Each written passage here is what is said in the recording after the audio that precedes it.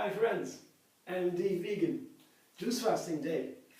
I woke up and really was thirsty. I want to drink. I felt really the need to drink water. I usually drink a glass in the morning and then I go on. And when I get up, go to the kitchen for a thing, glass of water, filtered water, and then I'm happy.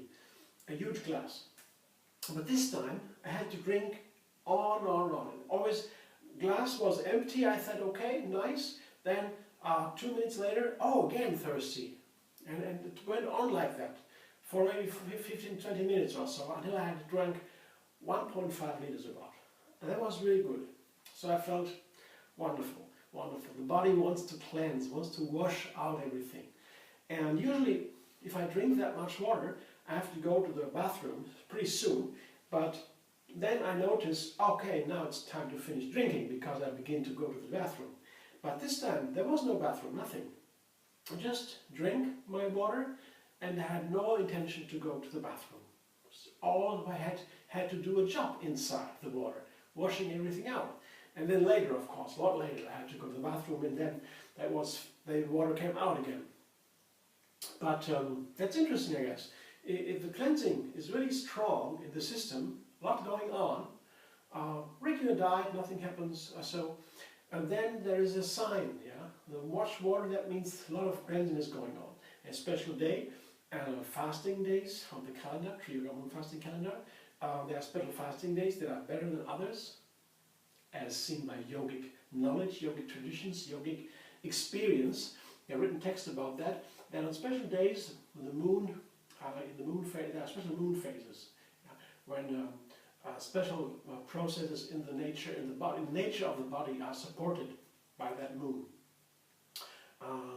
And some people are sensitive to that, some others not. It also depends on your personal rhythms, how you live. If you are going to bed early, if you're eating late, and whatever. If you are like to go out to nature and enjoy nature, the light, and these kind of things. The more you do that, the more you maybe are sensitive for these natural rhythms. Otherwise, we have also strong rhythms inside, and we can do, I guess, also by our own rhythms. They have also the rhythm on their own. It's the heartbeat, for example. The regular heartbeat makes our biorhythms. The biorhythms in large, are form of our heart rhythm. It reflects in the rhythm of the outside rhythms. Very interesting relationship. These kind of things. But it's enough now for that. I just want to point out that the cleansing on this moon fasting day is very strong inside. I already feel it with the water, and I want to explain a little bit about my thoughts about that. Some of you might be interested. But now, as long as I drank my water, I begin to drink the juice now. And today, as always on fasting days, I have the opportunity to make something a new kind of juice, a new recipe, let's say. And I had a nice cucumber in the refrigerator, and I have noticed they don't keep that long in the refrigerator. After a while, they begin to rot, and that's a pity because it's a wonderful fruit. Cucumbers have been cultivated in Europe for thousands of years, and they're very versatile. You can take a whole cucumber on the trip and have at the same time food and drink, because over 90% of the cucumber is just water. And they have great nutrients, green nutrients even, one of the best for us. So cucumber juice is a classic. If you begin juicing, you want to make a cucumber juice. That's one of the easiest juices at all. It's easy to juice, and you can make it nice and palatable with some tricks, very simple. For example, you put an apple to a cucumber and you have a nice juice. Apple cucumber juice, a classic. You can also put other ingredients like a celery, for example. A stalk of celery makes it super healthy. So you have 3 ingredients. I have 2 apples here and 1 large cucumber, a Spanish cucumber with a thin skin.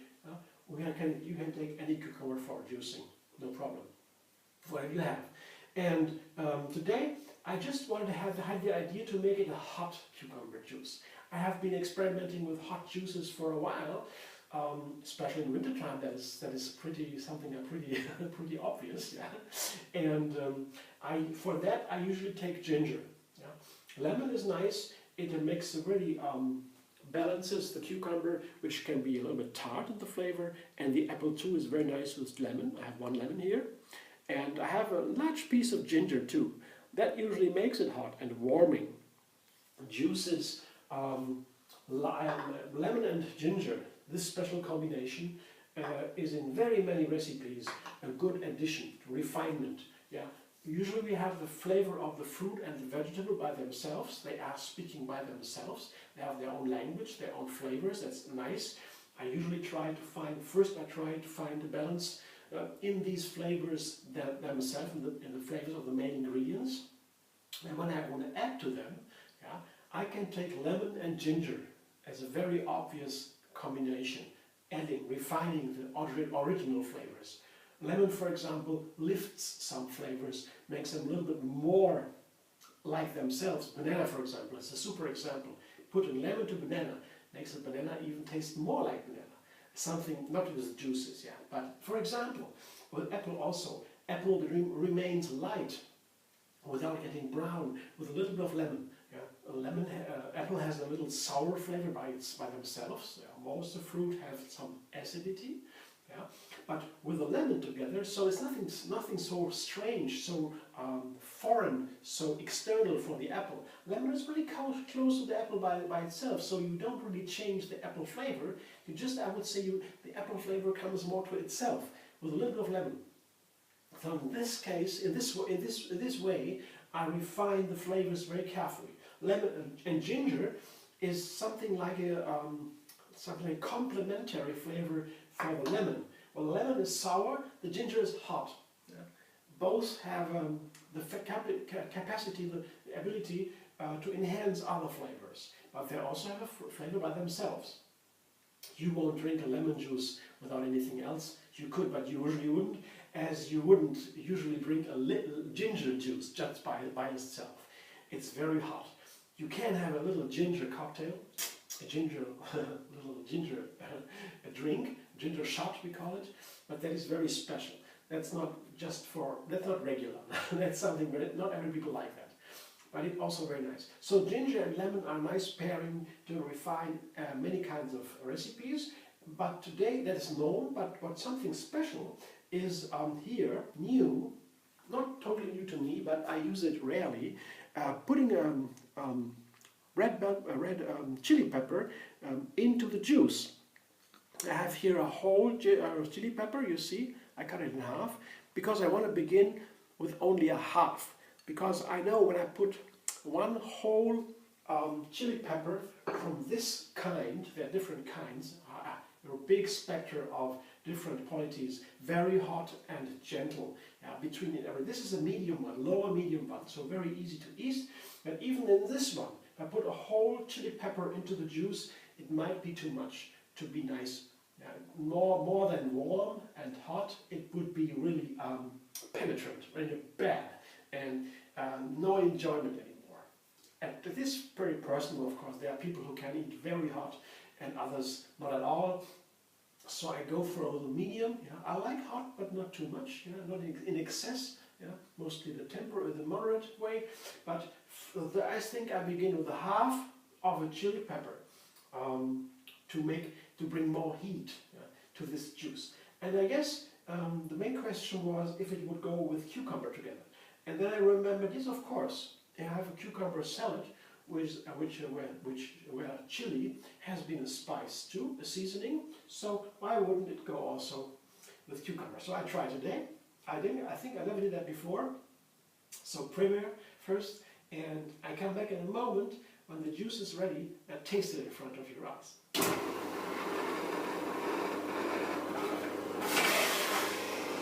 Now that's my chili apple cucumber juice. See? I will taste it now. And I guess I might have enough chili. I have the feeling that more chili would be too much. I've done that before, that's why I know. And I tried with an apple juice before, and it was clearly too much. The whole chili was clearly too much, and I could do hardly anything to get it fixed. I had to use more lemon then. Got it a little bit better, but not really. It was really hard to drink it. So this time I began with half a chili. And let's see if I was right, or what happened to the chili here, with the juice.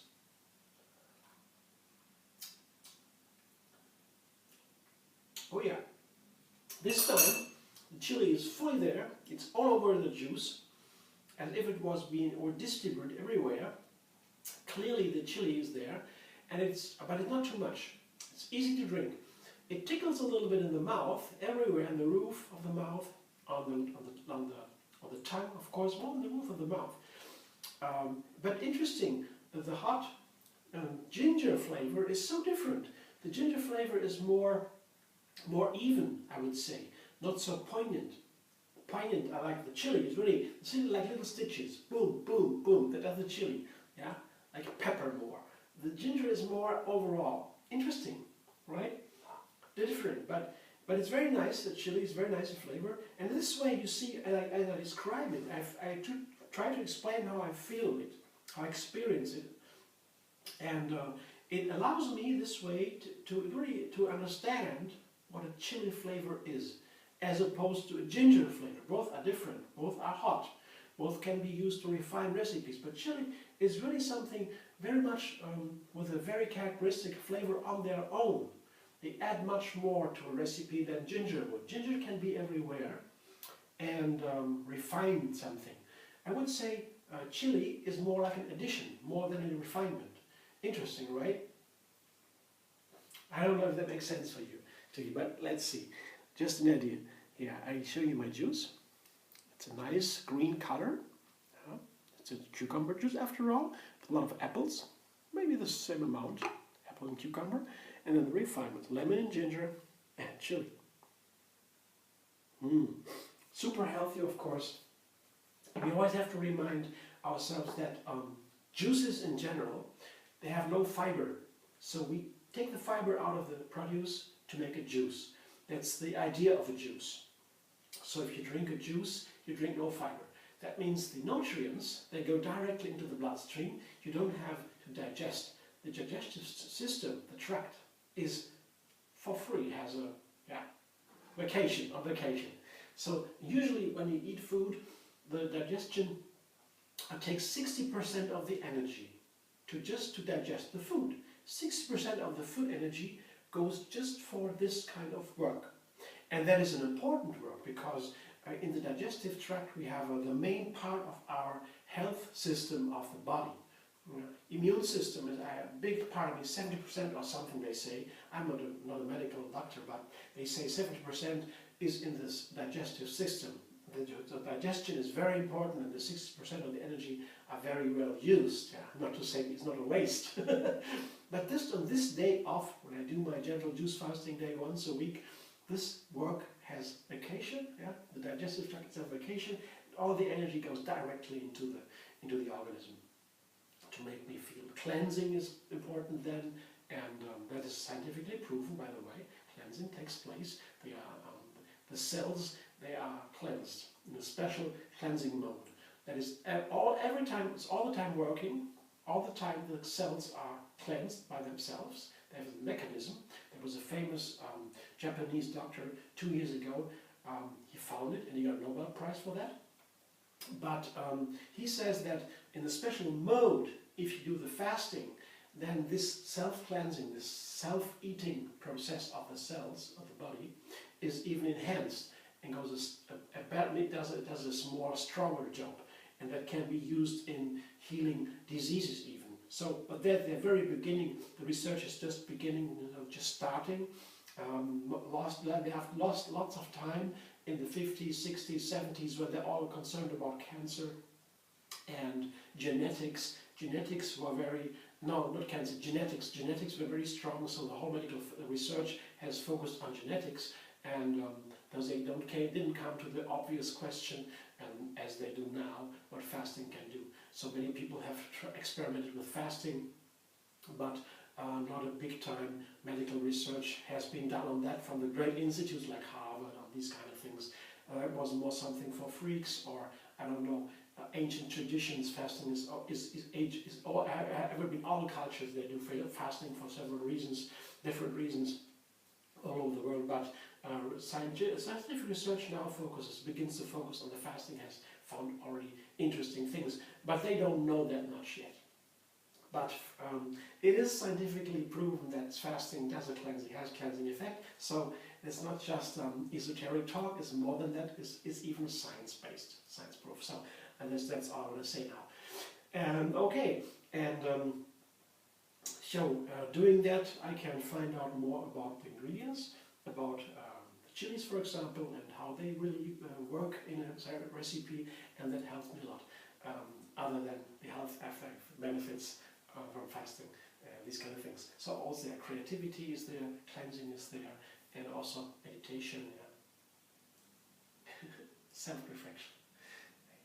If you're interested in fasting, gentle juice fasting especially, to me that is the most effective way of fasting, because it's for everybody. Everyone can do it without a doctor. Just 1 day a week, juices. It's not a big deal. It has a huge effect over time.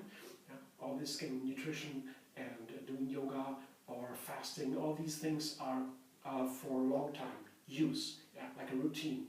That's what they are meant to be, routines in with a firm place in the daily life of a person.